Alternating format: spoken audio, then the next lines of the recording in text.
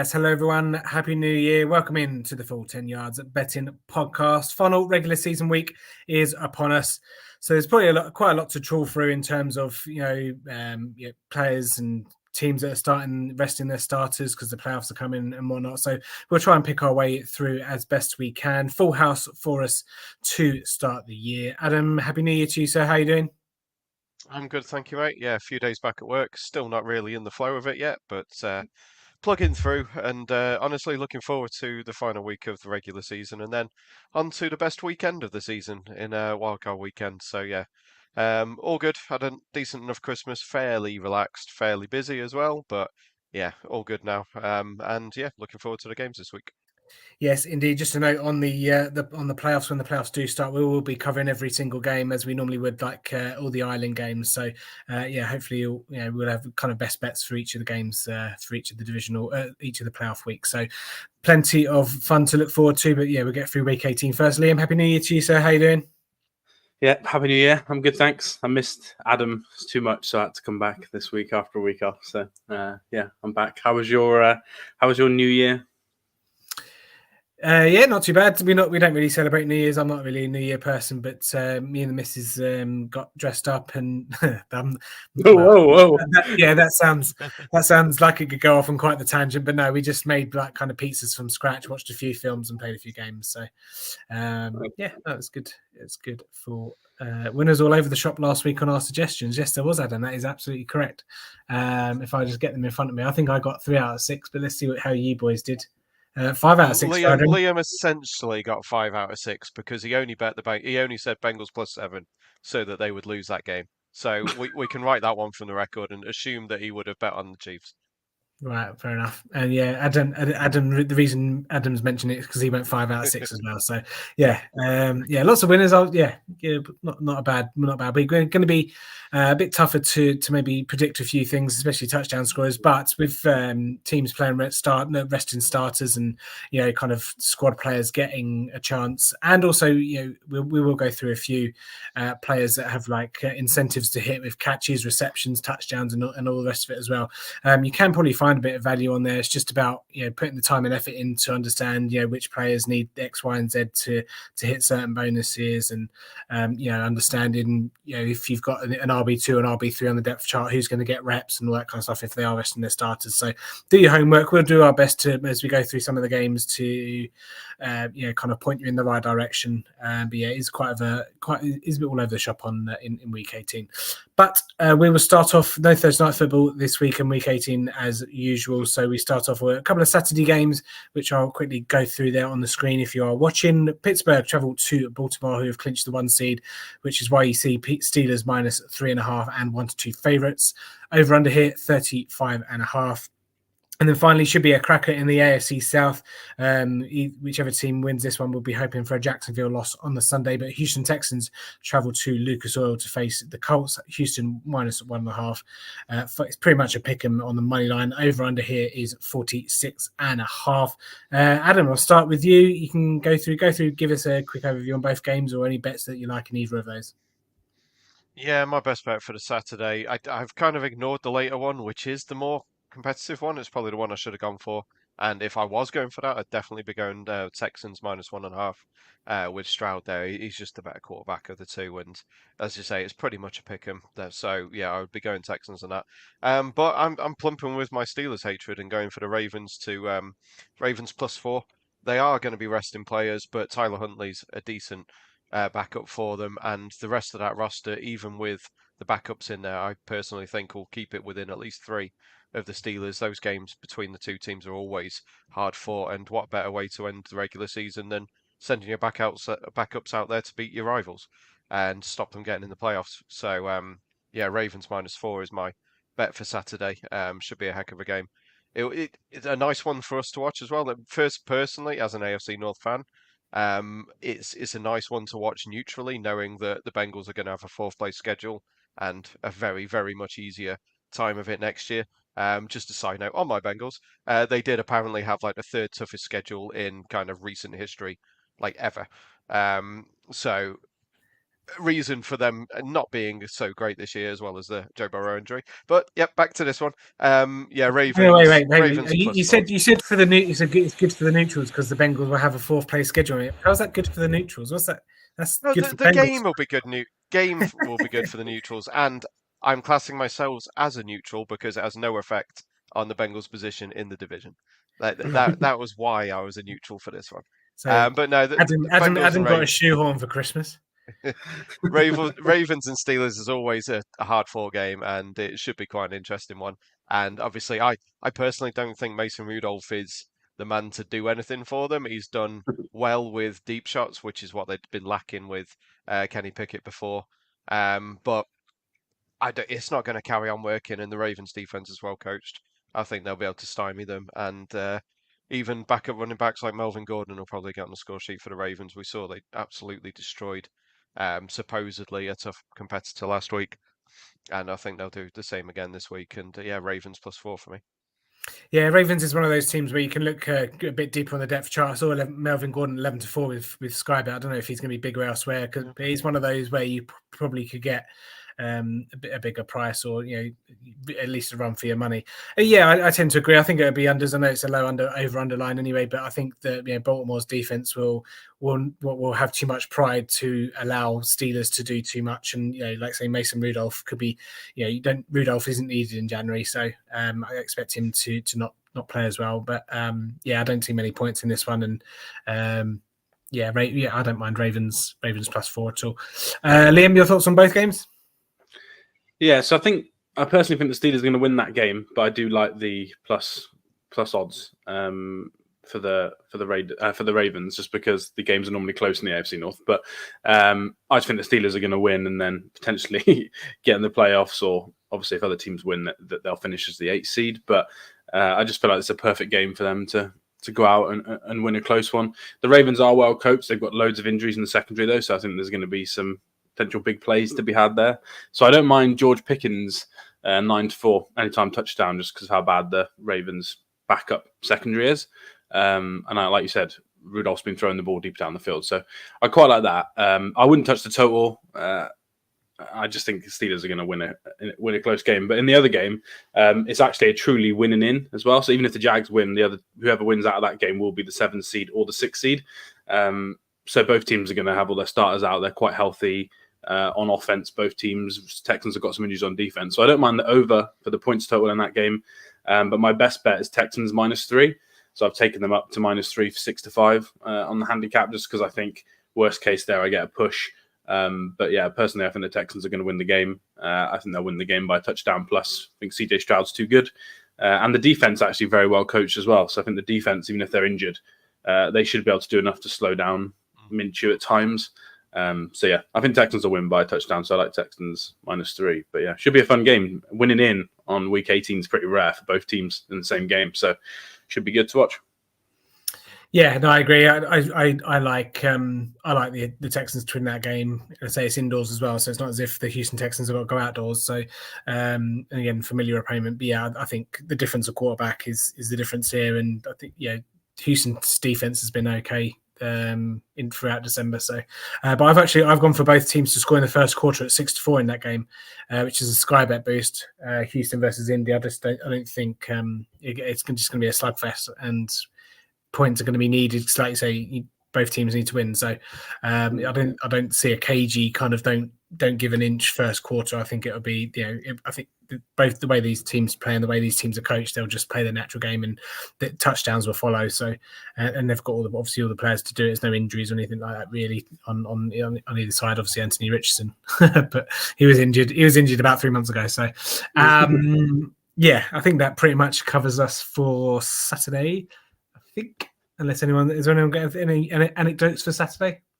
Just the fact that the Ravens love winning pointless games. Obviously, they always dominate preseason, and they've got and also they rested players last time they had a 1 seed, and then came back and looked rusty as hell and were terrible. So, and obviously the Lamar kind of playoff hoodoo.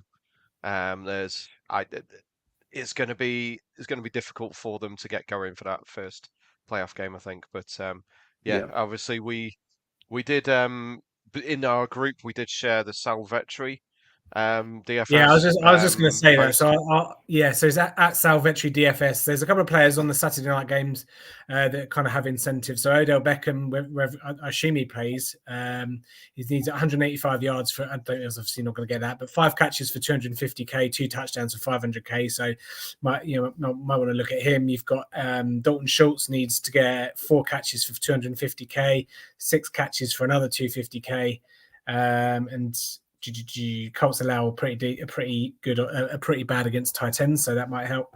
Devin Singletary needs 165 yards for 125k. Colts run defense isn't that great. I don't think there's anyone else. Yeah, I think there's any others from you, or was that just you just looking through the same thread as me? I was personally looking through the same. There was a little bit of consternation, not consternation, a little bit of an argument on how relative that post is for me and for you guys. I believe it's just a little bit more information. Don't bet it blindly. But I did see people kicking off going, it's really terrible advice because apparently people will just see that and go, oh, I'll bet on that, even though there's no lines out. So yeah, just use it as a bit of information to lean one way or the other. The incentives with games like winning in, it's obviously a little less relevant because they're going to go for the win, not necessarily feeding that player. But the Beckham one, if he needs 5 catches, they may well just plough him in the first half and get those receptions in by half time and then rest him for the rest of it. But obviously that remains to be seen. With any of this, obviously keep an eye on team news. And frankly, for me, I won't be putting many bets on until Sunday morning, Sunday afternoon. Want to know who's in and out. Yeah. Random note from me was that these two teams played before in a game where the Ravens rested every single starter. So they have done it before when they won the 1 seed. But Robert Griffin III won and beat the Steelers. So anything could happen when it comes to Harbaugh and the Ravens. So yeah, we'll see. I kind of wish the 2 games were the other way around for us as British viewers, but I can understand why they've done it the way they have. But yeah. Yeah, I mean, just on your point, Adam, about how relevant it is. I mean, you got someone like DeAndre Hopkins who needs 49 yards for $1 million and 7 catches for 250k and 500k. If he hits 75% snaps on the year, he's currently on 72. But there was also an argument about saying, the teams don't want to pay these players, so they won't give them.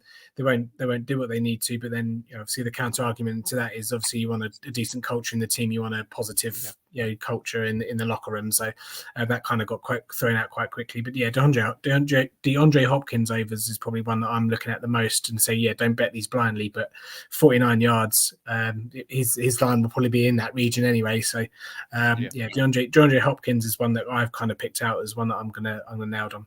But anyway, we're off on a bit of a tangent. Let's have a look at Sunday Night Football combination of the regular season. What about it should be? Buffalo Bills travel to Miami after Miami obviously got absolutely slaughtered last week by the Ravens. -2.5 Buffalo, which maybe is a bit surprising, but obviously Buffalo been on a bit of a tear recently. Over under here 48.5. Liam, your thoughts?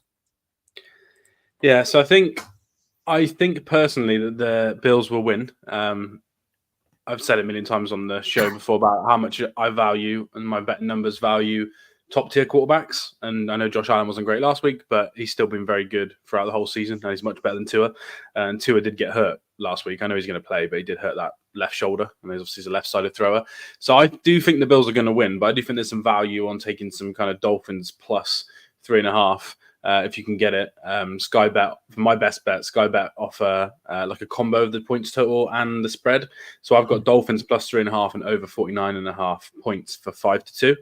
Now that the over is slightly inflated, they always do this with when you join both together, but you do get 3.5 instead of 2.5. So for me, the extra point is not as valuable as the extra point for the spread. So I quite like that as a bet. But I do think the Bills are going to win. I'll be looking at overs, to be honest, for Josh Allen, Tyreek Hill overs as well. I don't think he's going to get the record, but he needs a lot of yards to get it. And Jalen Waddle's injured, so I do think Hill will have a big day. I think Josh Allen will have a big day on the ground. But yeah, my best bet would be Dolphins plus 3.5 and over 49.5. I think there'll be points in this game. But yeah, I fancy the Bills to win it and then win the division, obviously, if they do it. Yeah, it's a bit of an interesting one with Buffalo and kind of how they're situated. Even if they do lose, there are the majority of scenarios where they do still get into playoffs as the 7 seed. or the 6th seed, obviously depending on what else shakes out in the AFC. But there are a few scenarios where if they don't win, they'll be out. So you do have kind of a win division and lose and then out of the whole thing, and putting your feet up in January. So it is a bit of an interesting game, Adam. Personally, I wouldn't go for the 3.5 because I think the Bills are going to win by 10 plus. I think they're the far better team, and with the injuries to the Dolphins, I think the Bills are going to stomp them. Frankly, there's an argument that last week against the Patriots was a bit of a look-ahead spot, and that they knew all they had to do was win that game and then come on to this one and win this one. And personally, I think the Bills are going to. We're going to kill them. Obviously, I've said it all season about the Dolphins playing decent teams and not doing very well. Admittedly, they're at home, which obviously makes it a little bit more of an advantage for the Dolphins. But it's late at I was going to say it's late at night. It's in the evening, so it won't be as big an advantage as it would normally be in Miami. So yeah, personally, I think the Bills are going to win quite easily. So I've just gone Bills -3. Hopefully, it will land on 3, and me and Liam will both get a win on it. Wow. Both won't lose off it. But yeah, I just think that Bills -10, 11-4, something like that. I would be tempted with. It is the game of the week. It is rightfully the headline game of that weekend. Again, it's a shame for us in the UK because it is obviously on at 1 a.m. But yeah, it should be a very entertaining game, and as we all kind of think, it's probably going to be an overs. Maybe the Dolphins let off last week, and but then they had players until the end. I was gonna excuse them for getting curb stomped, but it's terrible. I think that's all it was. It was outside in bad, in not Miami weather and against a good team, and they were destroyed. But they had players in there late, like obviously Bradley Chubb injured himself late on, who's now done for the season, which was completely unnecessary. So. Yeah, I just think the Dolphins aren't as good as they look in some games. Yeah, I struggled. I struggled to find a bet in this one. Really, I went for overs as over 48.5 as my best bet, but I don't want to sit on the fence and say, it's just a game I would like to sit back and watch two teams go at it. But there's obviously a propensity there that it could be high scoring because the division title's on the line, so it's not going to be a case of. They're going to give up or no one cares or, live to fight another day. So that's the only reason why I've kind of gone overs there, but I don't really like anything on that one. So there we go. Right, Sunday football. If you're watching, the handicaps are scrolling along the bottom of the screen there. Adam, give us your best bet for spreads on week 18. Yep, self-hating Bengals fan. Browns +7. They are +7 now at Bet365. We've got 6.5 on the screen. Due to the fact that they are going to rest players. They quite obviously are. I believe they're locked into 5. I don't think they can go anywhere. Yeah, so it's not a game that matters to them. That the Bengals don't want to be swept in division, but I'm not entirely sure they're going to have the choice.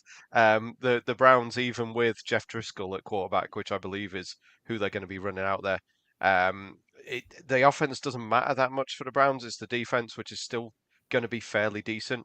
And it's the second half performance I saw of Jake Browning last week, which was fairly inept. It was admittedly against a decent enough Chiefs defense, but to not score in the second half at all was infuriating, and it made me rather annoyed. To be fair, on New Year's Eve, admittedly, again, the Browns are going to be running out of reserves. I do appreciate that, and the Bengals are going to be super motivated to not get swept in division. But 7 points, I think, is a little insulting. So yeah, the Browns +7 is my bet of the Sunday. Liam, over to you. Yeah, I tried to stay away from games where teams were going to completely rest people. I wanted to go Seahawks -2, but they were so bad against the Steelers last week. It kind of scared me away. So I've gone for a team with plus points who also didn't play very well. I've gone for Falcons +3.5 against the Saints. Both these two teams can still get into the playoffs. They're both going to play all their starters. I personally think Derek Carr has been awful, and I'm happy with the extra points. I know that the Falcon situation isn't as good, but when they want to run the ball, they can run the ball really well. Saints can't defend the run at all. So yeah, they might not win the game, but I like the Falcons with the 3.5 just because the game actually means something to them. It's already come out this week that Arthur Smith is he was safe 2 weeks ago. Now he's not as safe. Well, a way you can get safe is stop the Saints making the playoffs. You give yourself a chance to make the playoffs or finish the 8th seed, and then see if they keep you or not. So yeah, I've gone Falcons plus 3.5. I just don't like the Saints offense enough. Yeah, and I looked at the Seahawks as well because Geno Smith's another guy that's playing for a lot this weekend. I think if the Seahawks make a playoff spot, he makes $2 million. So that's 2 million reasons to to get the win on Sunday, isn't it? And I know Arizona for some reason beat the Philadelphia Eagles last week, shooting themselves in the foot and dropping down the draft board. But there we go. Yeah, I have gone for Tampa Bay minus 4.5. Don't really understand why Carolina. I don't understand why it's that close. I know Bryce Young's played all right last couple of weeks, and teams has looked marginally better, but Tampa Bay are by far. This should be near a touchdown. I think it's because Baker Mayfield didn't practice at all on Wednesday because he's got a rib injury, and they said they don't know if he's going to. They think he's going to be fine to play, but his ribs are too sore to practice. So I think that's why the line changed because it was 6.5, I think, at one point. Okay, that makes sense, and I totally missed that news. So that buggers me up. If he plays though, 4.5 is still good, isn't it? Because it should be 7.5. Yeah, of course. Yeah. Well, I mean, go on. You'd hope even the backup would be beating the Panthers by 5 points, though, wouldn't you? Really? Was it Kyle Trask? In a winning game. Yeah. It is Kyle Trask, yeah, and they are one of the teams. You're right that are winning. Yeah, so yeah, and obviously David Tepper will take David Tepper be throwing some more beer over someone. I don't know, but we have to wait and see. Maybe over Kyle Trask. yeah. Get some David Tepper props on some casino sites or something. That'd be fun, wouldn't it? But there we go. But yeah, no, like I say, I didn't mind the Seahawks one as well. It's very, very rarely that you see the Seahawks play badly for a prolonged period of time with Pete Carroll. And like I say, they've got everyone. Geno Smith's got a lot to play for, so I think they'll be dialed in. And Arizona, it's in a dome, so it's in Arizona. So I don't really see any issues for Seahawks there. Okay, cool. Then that leaves us to total points. Then they are scrolling along the screen. Liam, we'll start with you. Yeah, so I've gone. I've just realised again I've bet on the Falcons in that spread, but I haven't bet on the Falcons for the points. I'm going for over 43.5 in the Packers v Bears game. For me, this is probably the most entertaining game of the week. As someone who doesn't like watching Tua or the Bills' defense very much, Justin Fields is playing incredibly well. Jordan Love's actually playing really well as well. Bears unfortunately can't make the 7 seed anymore, but they've already come out and said we want to be the Lions of this year and basically stop a team making the playoffs in the Packers. And the Packers look really good on offense. So I think this will be in the 50s. The Bears defense is pretty good now, but they're not great at stopping the run. Obviously, Aaron Jones looked really good last week. And the Packers defense is pretty terrible. Every quarterback they've faced in the last 4 weeks has had like their most efficient day. So I think Justin Fields will score a lot of points. I may as well add I've got him at 30-20 to score a touchdown as my touchdown bet. He's gonna run one in for me, whether that's on the 1 yard line for a kind of sneak, or if that's just a 10-yard random scramble in the red zone. I actually don't mind the Bears plus 3.5 just because of how much I love Justin Fields, but I'll go with the touchdown for Fields instead. Yeah, I've got one question. Why have you gone 30-20? Why not 6-4? That's what the odds said on the bookies. Literally, I just copied 30-20. So there we go. Come on, people, do your math. 6-4. But why is it 6-4 and not 3-2? I'm like Anchorman. I read what's on the teleprompter. I don't know. Yeah, I suppose some sites do 3-2, but it's just more conventional to do 6-4 for some reason. It's the same with 10-3 as 130 as Berlin to Bertie, isn't it? But but why? Why is it not lowest? Who knows? Why, Tim? You're working in the industry. Why? Tell us, Tim. I don't know.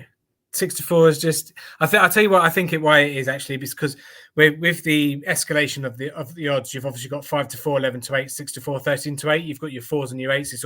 It's quite consistent. It probably makes sense that they've gone to quarters, right, and 8s rather than just staying at 2 because you can only go to 2 so far. I don't know. Just give me your best total for the week. people think that they win more money. I think that's probably what it is. Oh, 6 is bigger than 4, so it must be good. Yeah, well, because my total's crap is why I'm kind of filibustering here a little bit. Is Patriots at Jets over 30.5. The weather's meant to be hideous there, but would it not just be typical Patriots and Jets to throw out a 30 all kind of game in this one? That's about all I got on it. Who Not knows? sure.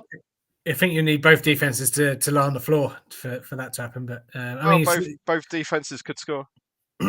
yeah, that's true. Yeah, I'm still annoyed at the fact I didn't get on both defenses to score last week. That had gone from my mind, but you've reminded me. Thanks. Yep, sorry, mate. But yes, I mean, 31 points is not a high score. 17-14, even Trevor Simeon and Bailey Zappi can get there, surely. We shall find out. I've gone for over 47.5 for Arizona versus Seattle. I think Arizona just play a bit frisky, and like I say, they might want to play spoiler and just put a dampener on a Seattle season. And I just think scoring will be quite easy to come by in this game. Seattle's defense doesn't seem to be putting up too many trees, and Arizona just put 30 up on Philadelphia? So I mean, I know Philadelphia can be gashed, and they've not looked great last couple of weeks. But I just think it'll be a typical kind of NFC West kind of slobber knocker, and there'll be lots of points in this one. So I've just gone over 47.5. But I didn't really like a lot of them. They're quite hard when you've got teams resting starters. I mean, I suppose you could go unders, but then if the defense is resting starters as well, it might potentially be easy to score points. So it's kind of a catch-22 situation. So, I found it difficult to find totals this week. First half, second half is where you're looking here is try and find who's going to be resting players. Most of the time, they'll still give them a quarter or a half of the starters. So look at first half spreads and then look in play as well, basically for final week of the season. Like teams like the Browns, we know they're going to be resting quite a few players, but they will still give some of their better players the first half just to keep them in the game, and then the second half they'll probably take them off. So you just keep an eye out and just basically look in play on Paddy Power. For me, seems to be the best in play because I can't do Bet365. So Paddy Power is a lot better than Sky Bet for in play, but just keep an eye open. Yeah, the other over I like actually Minnesota, Detroit. Minnesota still have a very small chance of making the playoffs, and both of those defenses. Both of those defenses are a bit not depleted. Crap. We'll just go with crap. So suspect. There we go. That's a better word. That could be a bit of a shootout. Like I say, with Marlins back, he'll throw it down a bit more, and Justin Jefferson will do what Justin Jefferson does. Talking of players that score touchdowns, let's go with touchdown scorers. Again, we mentioned at the top of the show, keep an eye out on depth charts and hearsay on people that are normally 4th, 5th, 6th stringers getting more play. I know obviously the Jets have done it over the last month with like Brownlee, Gibson, and they've all Gibson definitely scored a touchdown on offense as well. So keep your eyes out for that. But Adam, give us your best touchdown scorer. Yeah, I've gone with James Conner. He's been scoring every week anyway for the Cardinals, and you personally think it's going to be a high-scoring game. So yeah, James Conner for the Cardinals. You're looking at 11-10. It's plus money for him, so I'm quite happy to take that. We saw last week the Seahawks aren't that great defensively and can be gashed, and James Conner has. Admittedly, I thought he was a pretty poor running back, but he seems to have found a place in Arizona, and he's getting a lot of the receptions as well because their wide receivers aren't doing anything. So he's getting a lot of the ball in Arizona. So yeah, any kind of plus money for him. I did also consider Izzy Abanikanda for the Jets, not just because it's a really cool name to say, but he was one of my draft studs who has done very little, but if they do rest Breece Hall, then he should be able to get a little bit of game time. The only reason I didn't go for that is A, there's no price, obviously, and B, the Patriots is still a fairly decent defense, so it scared me away from that a bit. But yeah, obviously we mentioned Mel Gordon earlier. 11-4 does seem to be the best price on him at the moment for the Ravens. But yeah, just keep an eye Saturday, Sunday night on news, and you might be able to get some value, but bookies are very shit at this time of year and do not bother putting up prices for obvious reasons. Yeah, they just They put them up like an hour before or something, so they don't get stung. But yeah, I've gone for obviously Liam's given us Justin Fields, so I'll just go for Mike Evans on mine. I honourable mention to Tony Pollard. I think I've just gone with the ethos of finding the teams that want to score points and want to get in the end zone. So Mike Evans notoriously smashed up Carolina week 17 last year in Carolina and led me to one of my fantasy titles that I covet the most, so that was fun. So I think I'll do it again here. Obviously, it's dependent on more. So I'm obviously Baker Mayfield because he absolutely loves him, but Mike Evans, parting gift for Tampa Bay because I think he's going to be a free agent and walking out the door next year. So what better way to end it than a touchdown and whatnot. So yeah, I quite like that. And Liam likes Aaron Jones at evens as well. Yeah, because that's the same game as the Fields one. Once they put the prices out, I'll see if I can get both players to score, just because I think it's got a chance. By the way, your boy Baker Mayfield just announced he practiced today, so your -4.5 is looking nice. It's now 5.5. 5.5, yeah.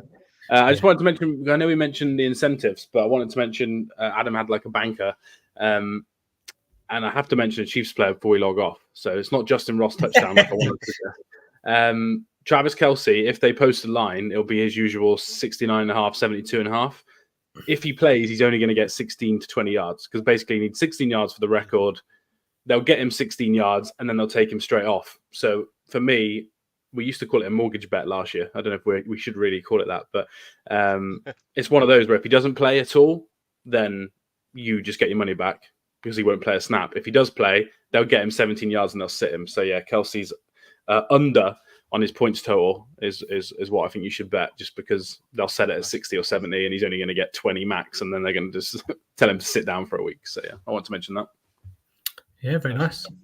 Cool. And That's it. Trey Hendrickson to get a sack as well. He is joint top of the sacks this week. Obviously, TJ Watt is going to play the full game, but yeah, if you go probably Hendrickson and Watt double, probably be a decent one for the Bengals and the Steelers respectively. They're both on 17. The Bengals haven't had a leading sacker for a very long time, so it would be quite impressive for him to get that. Yeah, a couple other defenders whilst I'm on the thread. Chris Jones needs half a sack to earn 1.25 million. You've got Levante David needs a half a sack to cash in 150k. Jadeveon Clowney needs half a sack for 750k. Bud Dupree needs 1.5 for $1 million. Calais Campbell needs 2.5. So there's some ones for you. There's some incentives. So take them. Do what you will with those. Like I say, they're not definitely going to come in because nothing's ever guaranteed in this game. So please bet responsibly. Thank you all for joining in, and we will see you next week when we have playoff football, ladies and gentlemen. Playoff football. Like I say, we'll be covering every game. Maybe throw a few £100 challenges in there as well on the outrights and NFC and NFC. But we'll sort all that out as we go along. But yeah, thanks for tuning in. We'll see you all next week. Please gamble responsibly, and see you then.